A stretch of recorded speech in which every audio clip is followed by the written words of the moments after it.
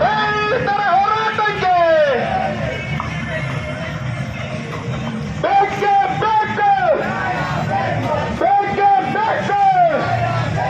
ರೈತರ ಹೋರಾಟಕ್ಕೆ, ರೈತರ ಹೋರಾಟಕ್ಕೆ ಬೇಕೇ ಬೇಕು, ಬೇಕೇ ಬೇಕು.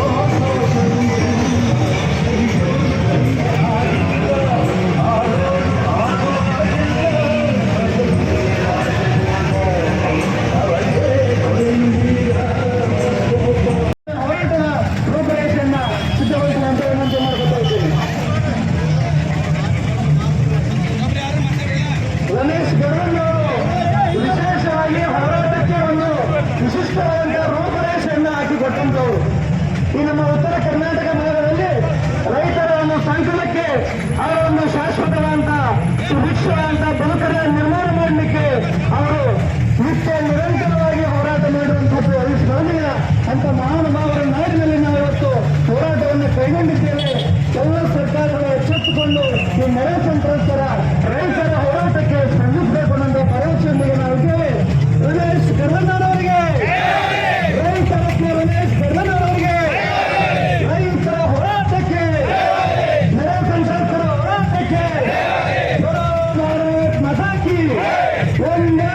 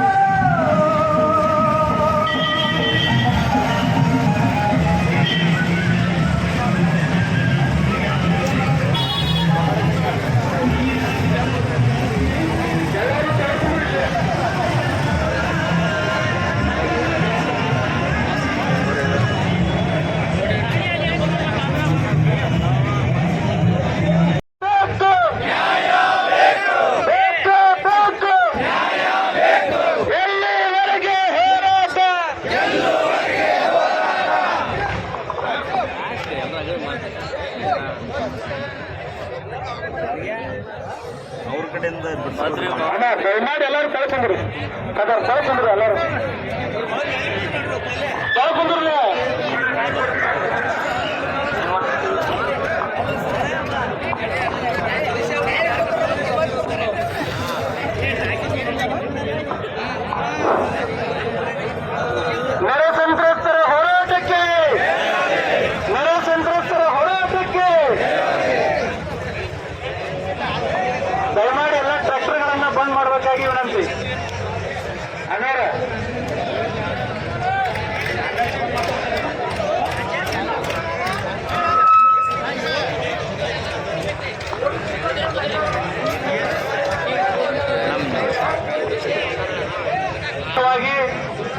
ಬಂದ್ಗೆ ಬೆಂಬಲಿಸಿ ಮುಧೋಳ ತಾಲೂಕಿನ ಎಲ್ಲ ವಕೀಲರ ಸಂಘದ ಅಧ್ಯಕ್ಷರು, ಉಪಾಧ್ಯಕ್ಷರು, ಎಲ್ಲ ಪದಾಧಿಕಾರಿಗಳು ಕೋರ್ಟ್ ಅನ್ನ ಬೈಕೌಟ್ ಮಾಡಿ ಈ ಒಂದು ಹೋರಾಟಕ್ಕೆ ಬೆಂಬಲವನ್ನು ಕೊಟ್ಟಿದ್ದಾರೆ. ಅವರೆಲ್ಲರಿಗೂ ತುಂಬಾ ಧನ್ಯವಾದಗಳು. ಅವರು ತಮ್ಮ ಬೆಂಬಲವನ್ನ ಈ ಮೂಲಕ ವ್ಯಕ್ತಪಡಿಸಬೇಕಾಗಿ ಅವರಲ್ಲಿ ವಿನಂತಿ.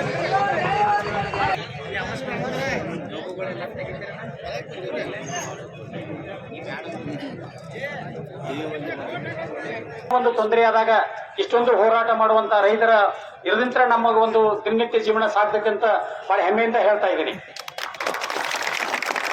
ಅವರು ಮಾಡುವುದರಿಂದ ಒಂದು ನಮಗ ಯಾವುದೇ ಒಂದು ಫ್ಯಾಕ್ಟರಿ ಕೆಲಸ ಆಗಲಿ, ಇಂಥ ಸಂಘಟನೆಗಳಾಗ್ಲಿ, ಇಂಥ ಶಾಶ್ವತ ಪರಿಹಾರಕ್ಕಾಗಿ ಇದು ಏನೋ ಒಂದು ತೊಂದರೆ ಆಗಿದೆ. ಈ ನೆರೆ ಹಾವಳಿವಿಕೆ ಏನ ನಾವು ನೋಡ್ತಾ ಇದ್ದೀವಿ, ಸುಮಾರು ಸರಿ ಹೀಗಾಗ್ತಾ ಇದ್ರೆ ರೈತರ ಬಾಳೆ ಎಲ್ಲಿ ಹೋಗ್ತದ? ಇದಕ್ಕೆ ಶಾಶ್ವತ ಪರಿಹಾರ ಏನು?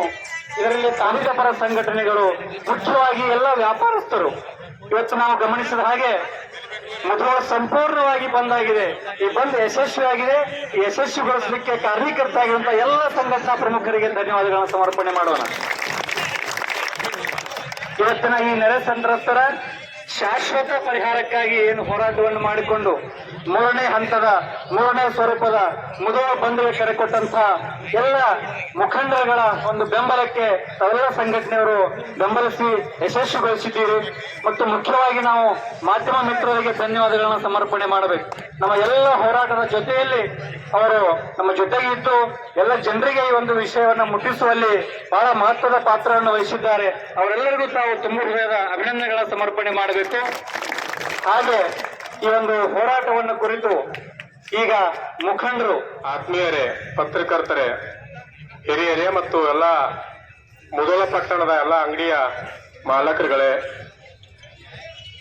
ಈಗಾಗಲೇ ಮೊನ್ನೆ ಹೋರಾಟ ಆಗೈತೆ. ನಮ್ದು ಹೋರಾಟ ಆದದ್ದು ನಮ್ಮ ಗುರಿ ಏನು, ನಾವು ಯಾತಕ್ಕಾಗಿ ಹೋರಾಟ ಮಾಡಾಕತ್ತೀವಿ ಅನ್ನೋದನ್ನ ಸ್ಪಷ್ಟವಾಗಿ ಎಲ್ಲ ಇಲ್ಲಿ ಸೇರಿರುವಂತ ಸಮಸ್ತ ಎಲ್ಲ ರೈತರು ಮತ್ತು ಯುವಕರು ಇದರ ವಿಷಯವನ್ನು ಅರ್ಥ ಮಾಡ್ಕೋಬೇಕು. ಸರ್ಕಾರಕ್ಕೆ ನಾವೇನ್ ಹೇಳಕ್ ಹೊರಟಿವಿ ಅಂದ್ರೆ 2019ರಲ್ಲಿ ಅತಿವೃಷ್ಟಿ ಆಯ್ತು, ಅದಕ್ಕೆ ಹಿಂದೂ ಕೂಡ ಅತಿವೃಷ್ಟಿ ಆಯ್ತು. ಹಂಗ ಹೊಳಿ ಬರುದು, ಮುಳುಗುದು, ಹಂಗ ಹಾಳಾಗೋದು ಆಕಿತ್ತು. 2019 ಇಸ್ವಿಯಲ್ಲಿ ಅತಿಯಾಗಿ ನುಕ್ಸಾನ ಆದೀವಿ, ನಮ್ಮ ಬದುಕನ್ನೆಲ್ಲ ಹಾಳಾಗಿ ಹೋಗ್ಬಿಟ್ಟು. ಆಮೇಲೆ ಇದಕ್ಕಿದ್ದಂಗೆ ಈಗ ಈ ವರ್ಷ ಅತಿಯಾಗಿ ಹೊಳೆ ಬಂದು ಬೆಳೆ, ದನ ಕರುಗಳು, ಬೆಳೆ ಎಲ್ಲ ಹಾಳಾಗಿ ಮಳೆ ಮಠ ಕಳ್ಕೊಂಡು ರೈತರೆಲ್ಲ ಬೀದಿ ಪಾಲಾಗಿವೆ. ಅದಕ್ಕೆ ಈಗ ಒತ್ತಾಯ ಒಂದೇ ಒಂದು ಮೂಲ ಪಾಯಿಂಟ್, ಮುಳುಗಡೆ ಆಗಿರ್ತಕ್ಕಂಥ ಜನರಿಗೆ ತತ್ಕ್ಷಣ ಸರ್ಕಾರ ಪರಿಹಾರವನ್ನು ಕೊಡಬೇಕು. ತತ್ಕ್ಷಣವೇ, ಅದಕ್ಕೆ ಟೈಮಲ್ಲಿ ತತ್ಕ್ಷಣ ಪರಿಹಾರ ಕೊಡಬೇಕು. ಇದು ಒಂದು. ಆಮೇಲೆ ಇನ್ನೊಂದು, ಶಾಶ್ವತ ಪರಿಹಾರ ಕೊಡ್ಬೇಕು ನಮಗೆ. ಶಾಶ್ವತ ಪರಿಹಾರ ಅಂದ್ರೆ ಏನು ಅಂದ್ರೆ, ಈ ಪ್ರಕೃತಿ ಯಾವ ರೀತಿ ಅದ ಆಕ್ರೋಶ ಆಗ್ತೈತೋ, ಯಾವ ರೀತಿ ಒಂದು ನುಣಸ್ಕೊಂಡು ಹಿಂಸರ್ತೈತೋ ಅನ್ನೋದು ಗೊತ್ತಾಗುದಿಲ್ಲ. ಅಂದ್ರೆ ಬರಗಾಲ ಆಗ್ಬೋದು, ಅತಿ ಮಳೆಯಾಗಿ ಹೆಚ್ಚಾಗಬಹುದು. ಪ್ರಕೃತಿಯನ್ನ ಯಾರು ಆಯ್ಕೆ ಮಾಡಕ್, ಅಳತೆ ಮಾಡಕ್ ಸಾಧ್ಯನೇ ಇಲ್ಲ. ಆ ದೃಷ್ಟಿಯಿಂದ ಅತಿಯಾಗಿ ಏನ್ ನಾವು ಹಾಳಾಗತ್ತೀವಿ ಪ್ರತಿ ವರ್ಷ, ಕಬ್ಬು, ಗೊಂಜಾಳ, ಆಮೇಲೆ ಸೋಯಾಬೀನು, ಸೂರ್ಯಕಾಂತಿ, ಬಾಳೆ, ಇನ್ನಿತರ ಎಲ್ಲಕ್ಕೂ. ಆಮೇಲೆ ಶಾಶ್ವತ ಪರಿಹಾರ ಜೊತೆಗೇನೆ ಈ ವರ್ಷದ ಬೆಳವಣಿಗೆ ಆಗೈತಲ್ಲ, ಆ ರೈತರಿಗೆ ಕಬ್ಬಿಗೆ ಎಕರೆಗೆ 1 ಲಕ್ಷ ರೂಪಾಯಿ ಕೊಡಬೇಕು. ಇದು ಇತರ ಬೆಳೆಗಳಿಗೆ 50,000 ರೂಪಾಯಿ ಕೊಡಬೇಕು ಅನ್ನುವಂತ ಕಂಡೀಷನ್ ಈ ಹೋರಾಟದವು. ಇನ್ನು ಇನ್ನೊಂದಷ್ಟು ಎಲ್ಲ ರೈತರು ಕರೆಕ್ಟ್ ಆಗಿ ಈ ವಿಷಯನ ಅರ್ಥ ಮಾಡ್ಕೋಬೇಕು. 1 ಲಕ್ಷ ರೂಪಾಯಿ ಯಾಕೆ ಕೇಳಾಕತ್ತೀವಪ್ಪ ನೀವು, 1 ಲಕ್ಷ ರೂಪಾಯಿ ಹೆಂಗ್ ಕೇಳ್ತೀವಿ ಅನ್ನುವಂತ ರೈತರಲ್ಲಿ ಒಂದಿಷ್ಟು ವಿಷಯನ ಅಡ್ಕೊಂಡಿರುತ್ತೆ ನಿಮ್ಮಲ್ಲಿ.